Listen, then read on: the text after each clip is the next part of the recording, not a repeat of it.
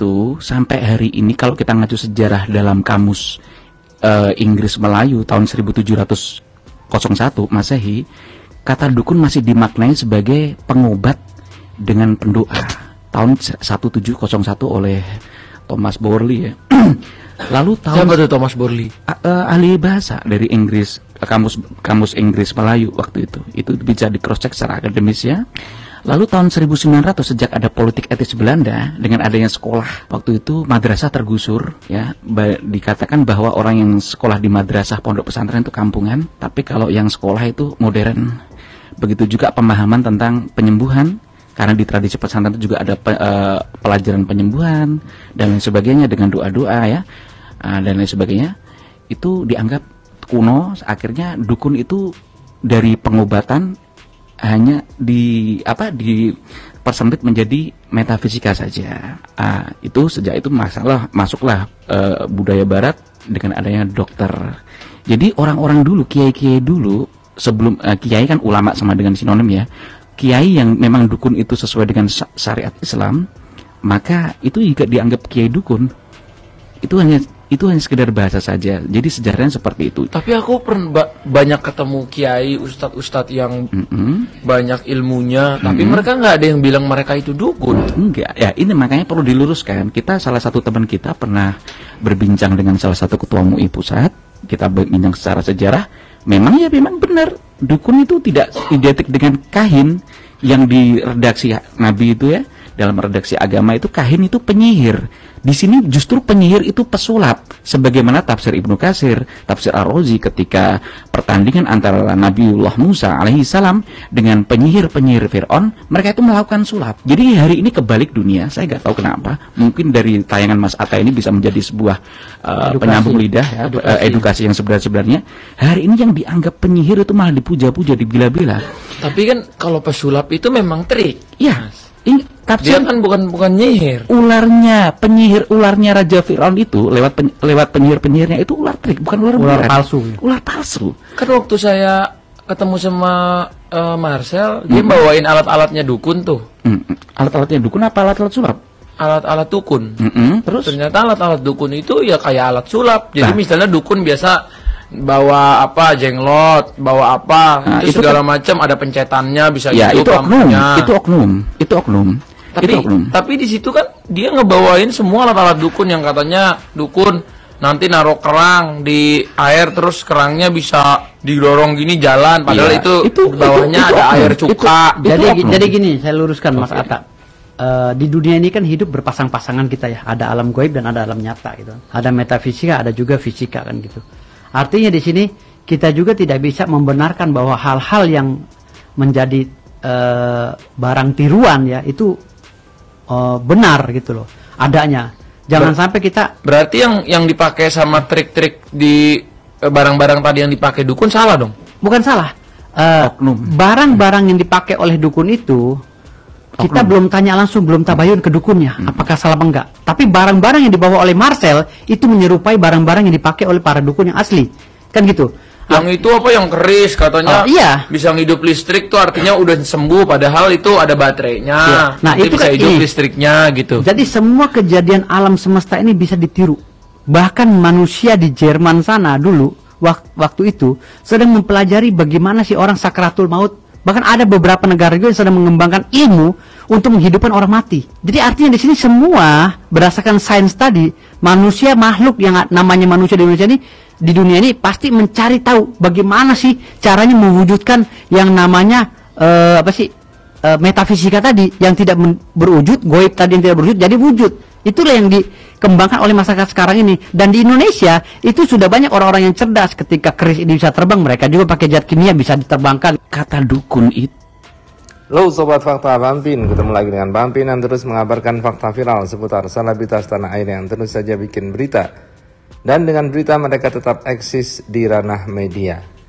Atta mumet guys, mendengar penjelasan dari Gus Irfan nampaknya. Gus Irfan yang selalu menampakkan bahwa dia punya banyak pengetahuan sehingga melompat-lompat ke sana kemari, ke sejarah, ke fisika, metafisika dan lain-lain, membuat Atta puyeng. Nah, sekarang kita cek apakah benar yang dikatakan oleh Gus Irfan soal dukun ini. Tuh, sampai hari ini kalau kita ngacu sejarah dalam kamus Inggris Melayu tahun 1701 Masehi, kata dukun masih dimaknai sebagai pengobat dengan pendoa. Tahun 1701 oleh Thomas Borley ya. Lalu tahun siapa tuh Thomas Borley? Ahli bahasa dari Inggris, kamus Inggris Melayu waktu itu. Itu bisa di cross check secara akademis ya. Oke, kita cross check. Kamus Inggris Melayu. Kamus Inggris Melayu Thomas Borley, guys.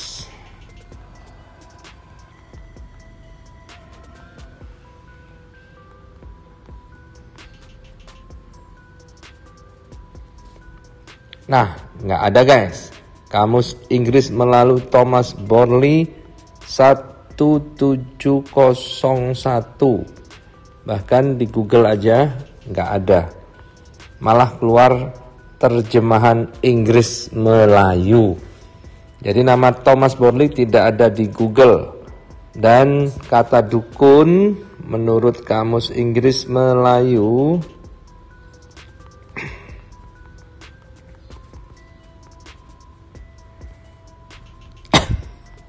nggak ada juga, guys. Jadi terjemahan dukun menurut Kamus Inggris Melayu Thomas Borley itu tidak ditemukan di dalam Google. Thomas Borley juga nggak ada. Ada mungkin Thomas Borley, tapi bukan ahli bahasa, tapi tukang ledeng barangkali ya. Nah, jadi nggak ada ya, guys, Thomas Borley. Jadi pantesan Atta nih bingung dengan apa yang dikatakan oleh Gus Irfan wasi. Dan juga Gus Irfan mengatakan yang juga membingungkan bahwa dia tidak mau dukun itu disamakan dengan kata kahin.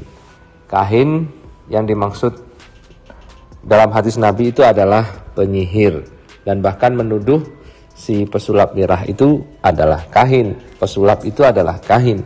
Jadi apa yang dilakukan para penyihir Nabi Musa itu adalah trik sulap.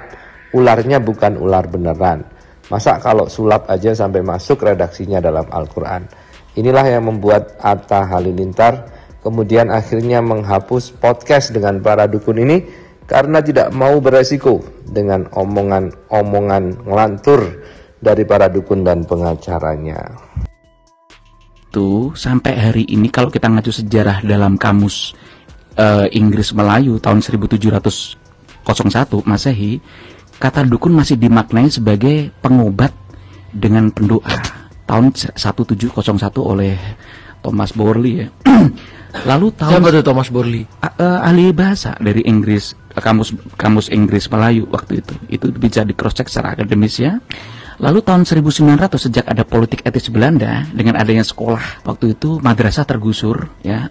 Dikatakan bahwa orang yang sekolah di madrasah pondok pesantren itu kampungan, tapi kalau yang sekolah itu modern. Begitu juga pemahaman tentang penyembuhan, karena di tradisi pesantren itu juga ada pelajaran penyembuhan dan lain sebagainya dengan doa-doa ya, dan lain sebagainya. Itu dianggap kuno. Akhirnya dukun itu dari pengobatan hanya dipersempit menjadi metafisika saja. Itu sejak itu masuklah budaya barat dengan adanya dokter. Jadi orang-orang dulu, kiai-kiai dulu, sebelum kiai kan ulama sama dengan sinonim ya. Kiai yang memang dukun itu sesuai dengan syariat Islam, maka itu juga dianggap kiai dukun. Itu hanya sekedar bahasa saja. Jadi sejarahnya seperti itu. Tapi aku pernah banyak ketemu kiai, ustadz yang banyak ilmunya, tapi mereka nggak ada yang bilang mereka itu dukun. Enggak, ya ini makanya perlu diluruskan. Kita salah satu teman kita pernah berbincang dengan salah satu ketua MUI pusat. Kita berbincang secara sejarah. Memang benar. Dukun itu tidak identik dengan kahin yang di redaksi Nabi itu ya. Dalam redaksi agama itu kahin itu penyihir. Di sini justru penyihir itu pesulap. sebagaimana tafsir Ibnu Katsir, tafsir Ar-Razi ketika pertandingan antara Nabiullah Musa alaihi salam dengan penyihir-penyihir Fir'aun, mereka itu melakukan sulap. Jadi hari ini kebalik dunia, saya nggak tahu kenapa. Mungkin dari tayangan Mas Atta ini bisa menjadi sebuah penyambung lidah, ya, edukasi yang sebenarnya. Hari ini yang dianggap penyihir itu malah dipuja-puja, dibela-bela. Tapi kan kalau pesulap itu memang trik. Iya. Dia kan bukan nyihir. Penyihir ularnya Raja Fir'aun itu lewat penyihir-penyihirnya itu ular trik, bukan ular palsu. Ular palsu. Kan waktu saya ketemu sama Marcel, dia bawain alat-alatnya dukun tuh. Alat-alatnya dukun apa alat-alat sulap? Alat-alat dukun. Terus ternyata alat-alat dukun itu ya kayak alat sulap. Jadi misalnya dukun biasa bawa apa, jenglot, bawa apa, itu segala macam, ada pencetannya, bisa ya, itu oknum. Tapi di situ kan dia ngebawain semua alat-alat dukun yang katanya dukun nanti naruh kerang di air, terus kerangnya bisa didorong gini jalan, padahal itu bawahnya ada air cuka. Jadi gini, saya luruskan Mas Atta. Di dunia ini kan hidup berpasang-pasangan kita ya, ada alam gaib dan ada alam nyata gitu. Ada metafisika, ada juga fisika kan gitu. Artinya di sini kita juga tidak bisa membenarkan bahwa hal-hal yang menjadi barang tiruan ya itu benar gitu loh adanya. Jangan sampai kita berarti yang dipakai sama trik-trik di barang-barang tadi yang dipakai dukun salah dong? Bukan salah. Barang-barang yang dipakai oleh dukun itu kita belum tanya langsung, belum tabayun ke dukunnya apakah salah apa enggak. Tapi barang-barang yang dibawa oleh Marcel itu menyerupai barang-barang yang dipakai oleh para dukun yang asli. Kan gitu. Yang itu apa yang keris katanya bisa ngidup listrik tuh artinya udah sembuh, padahal itu ada baterainya. Nah, itu bisa hidup listriknya gitu. Jadi semua kejadian alam semesta ini bisa ditiru. Bahkan manusia di Jerman sana dulu waktu itu sedang mempelajari bagaimana sih orang sakratul maut. Bahkan ada beberapa negara juga yang sedang mengembangkan ilmu untuk menghidupkan orang mati. Jadi artinya di sini semua berdasarkan sains tadi, manusia makhluk yang namanya manusia di Indonesia ini, di dunia ini pasti mencari tahu bagaimana sih caranya mewujudkan yang namanya metafisika tadi yang tidak berwujud, goib tadi yang tidak berwujud jadi wujud. Itulah yang dikembangkan oleh masyarakat sekarang ini. Dan di Indonesia itu sudah banyak orang-orang yang cerdas. Ketika keris ini bisa terbang, mereka juga pakai zat kimia bisa diterbangkan. Kata